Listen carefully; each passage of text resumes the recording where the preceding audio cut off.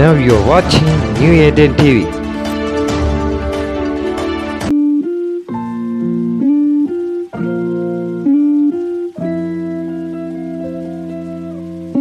எனக்கு அன்பான சகோதர சகோதரிகளே, ஆண்டவராகிய இயேசு கிறிஸ்து நாமத்திலே உங்கள் அனைவரையும் வாழ்த்தி வரவேற்கிறேன்.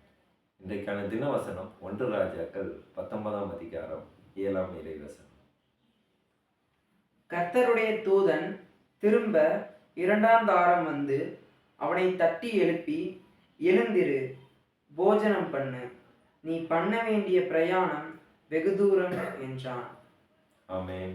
ஆண்டவர் இன்றைக்கு இந்த 1 ராஜாக்கள் இந்த 19ஆம் அதிகாரத்தை தியானிக்க ஆண்டவர் என்னை அழைத்தார்.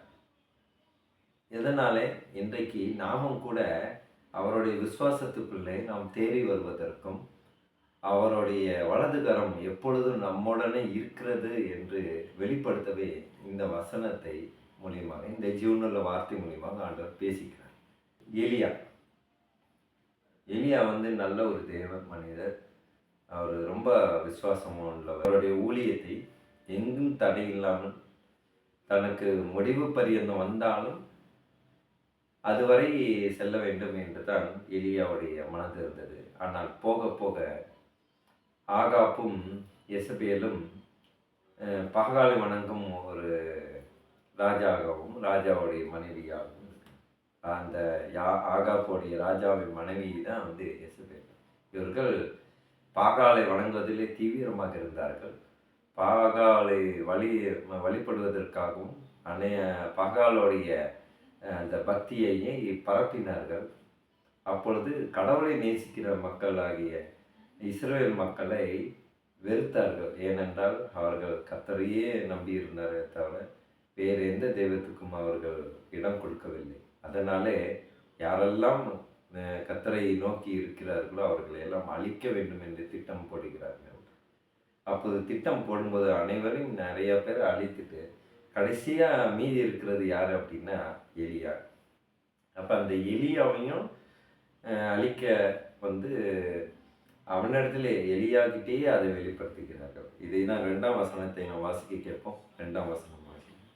அப்பொழுது ஏசபேல் எலியாவினிடத்தில் ஆள் அனுப்பி, அவர்களில் ஒவ்வொருவருடைய பிராணனுக்கு செய்யப்பட்டது போல நான் நாளை இந்நேரத்தில் உன் பிராணனுக்கு செய்யாதே போனால் தேவர்கள் அதற்கு சரியாகவும் அதற்கு அதிகமாகவும் எனக்கு செய்ய கடவர்கள் என்று சொல்ல சொன்னான்.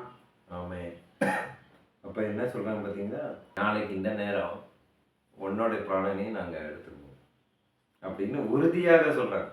அப்ப இதை பார்த்த பிறகுதான் எலியாவுக்கு என்ன ஆயிடுது, பயம் உண்டாயிருது, கொஞ்சம் நடுக்கம் ஆயிடுது. என்னதான் விசுவாசமாக இருந்தாலும் இந்த மாதிரி ஒரு சூழ்நிலையில் இருக்கும்போது நமக்கு பயம் உண்டாகும். அதுபோல தான் சோர்ந்து போய் இருக்கிறாரு. அப்போது ஆண்டவர் உதவி செய்கிறார். எப்படி செய்கிறார் என்ற வசனத்தை நாம் 5ஆம் வசனத்தை தியானிப்போம். ஒரு சூறை செடியின் கீழ் படுத்துக்கொண்டு நித்திரை பண்ணினான். அப்பொழுது ஒரு தூதன் அவனை தட்டி எழுப்பி, எழுந்திருந்து போஜனம் பண்ணு என்றார். ஹல்லேலூயா. அங்க சோர்ந்து போய் படுத்து இருக்கும்போது அப்போ தூதரை அனுப்பி எலியாவை கனம் பண்ணுகிறார். எதற்காக? எந்தித்து இன்னும் ஓட வேண்டும், இன்னும் எவ்வளோ காரியங்கள் இருக்கிறது, இப்படி சோர்ந்து விட்டால் என்ன பண்றது அப்படின்னு ஆண்டவர் இதை மனதாய் நினைத்து தூதனை அனுப்பி உதவி செய்கிறார் எலியாவுக்கு. அடுத்த 16ஆம் வசனத்தை நாம் வாசிப்போம். பின்பு நிம்சியின் குமாரனாகிய யெகூவை இஸ்ரவேலின் மேல் ராஜாவாக அபிஷேகம் பண்ணி, ஆபேல் மெகோலா ஊரான சாப்பாத்தின் குமாரனாகிய எலிசாவை உன் ஸ்தானத்திலே தீர்க்கதரிசியாக அபிஷேகம் பண்ணு. ஆமென், ஆமென். இங்க எலியா ரொம்ப சோர்ந்து போறாரு. இவருடைய நிலைமை இப்படி இருக்குது. ஏன்னா தனியா இருக்கும்போது எல்லாருக்கும் பயம் இருக்கும். அது போலதான் அதை ஆண்டவர் புரிந்து கொண்டார். இப்போ இங்கே நாம் இன்னொரு விஷயங்களை நாம் சிந்திக்க வேண்டும். நம்மளுடைய உணர்வுகளை மதிப்பவர் தான் நம் ஆண்டவர். நம்மளோட ஆழமான உணர்வு என்ன என்று தெரிந்து அதற்கேற்ற மாதிரியான உதவிகளை அவர் செய்ய வல்லவராக இருக்கிறார். அதனால தான் எலியாவை கனம் பண்ணுவதற்கும் என்ன பண்ணுறாரு, தூதன் அனுப்பி சாப்பாடு கொடுக்குறாரு. அதுக்கு அடுத்து என்ன நடக்குது, கூட கொஞ்சம் தெம்பாக இருக்கிறதுக்கு என்ன பண்ணுறாரு, எலிசாவை அறிமுகப்படுத்துகிறார். அப்போ எலிசாவை என்ன பண்ணுறாரு, தீர்க்கதரிசியாக அபிஷேகம் பண்ணு அப்படின்னு எலியா இடத்துல சொல்கிறார். இதுலேருந்து நாம் என்ன பாடத்தை கற்றுக்கொள்கிறோம்? இந்த ஜீவனுள்ள வார்த்தை மூலியமாக ஆண்டவர் நம் வாழ்வில் என்ன சொல்ல வருகிறார்?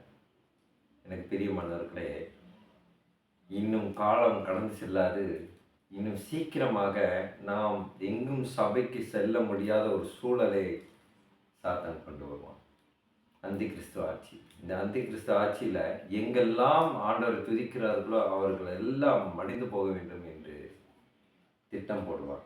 இதே போல் இந்த ஆகாயை போல் சில பேர் பண்ணுவாங்க. அப்போ எங்கேயுமே நம்மளால் போக முடியாது, திருச்சபைக்கு கூட போக முடியாது. இப்படி நம்ம கொரோனா ஊரடங்குகளை நாம் எங்கும் செல்ல முடியாமல் ஆன்லைனில் தேவசெய்தி நம்ம கண்டிருந்தோமோ, ஞாயிற்றுக்கிழமை மெசேஜ் ஆன்லைன்லேயே தான் நம்ம பார்த்து கொண்டு இருந்தோம். எங்குமே நமக்கு திருச்சபைகளே திறக்கப்படலை. அதுபோல் மறுபடியுமாக திருப்பியும் ஆண்டவர் சாத்தான் ஒரு சூழலை ஏற்படுத்துவான். இதை குறித்து ஆண்டவர் முன்குறித்து வித்திட்டார். இது ஆமோஸ் 8ஆம் அதிகாரம். ஆமோஸ்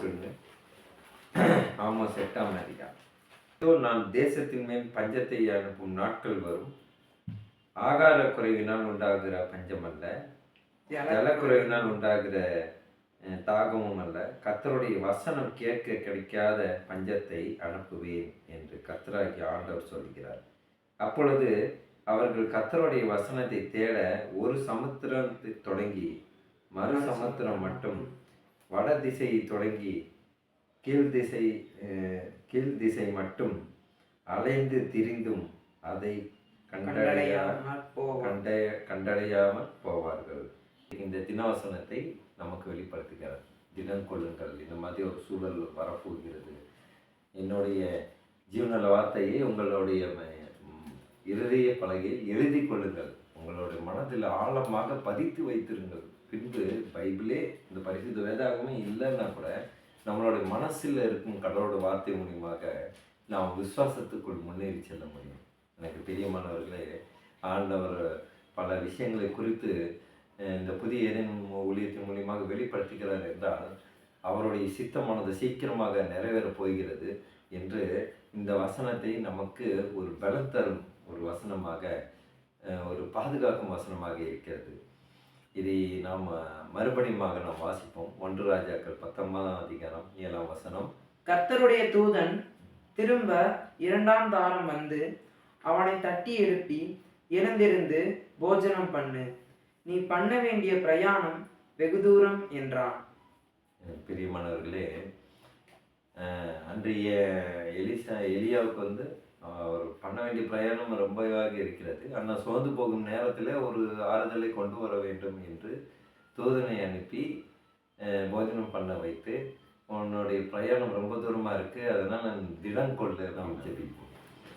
ஸ்தோத்திரம் கர்த்தாவே, துதிக்கிறோம். எங்கள் அன்பு நேசரே, உமது வல்லமையானது அதிகமாக காணப்படுகிறது. ஆண்டவர் இந்த தினவசனம் மூலியமாக நீர் எங்களோடு இடைப்படுகிறீர்கள். என்ன கஷ்டங்கள் வந்தாலும் இன்னும் கடைசி காலத்திலே கொடூரமான இந்த அந்தி கிறிஸ்து ஆட்சி வரப்போகிறது. ஆண்டவர் எல்லாம் கர்த்தரை நேசிக்கிறார்கள், அவர்களெல்லாம் அழிக்க அவன் திட்டம் தீட்டி வருவான். ஆண்டவர் அந்த திட்டத்திலிருந்து எங்களை நீர் சட்டையினால் மறைத்துக் கொள்ள மாட்டார். சோத்து கர்த்தாவை துதிக்கும் தேவ வல்லமைக்காக நன்றி தகப்பனே. சோதரும் கர்த்தாவை எங்கள் அன்பு சகோதர சகோதரிகளுக்காக ஜெபிக்கின்ற உங்களுடைய விசுவாசத்திலையும் உன் ஜீவனுள்ள வார்த்தையும் அதிகமாக தியானிப்பதற்கு வைராக்கியமான விசுவாசத்தை பலமாக பிடித்துக் கொள்வதற்கு தேவ கிருபை செய்வாங்க. சோத்து கர்த்தாவை துதிக்கிறோம். இயேசு மூலியமாக ஜெபிக்கிறோம் நல்ல பிதாவே.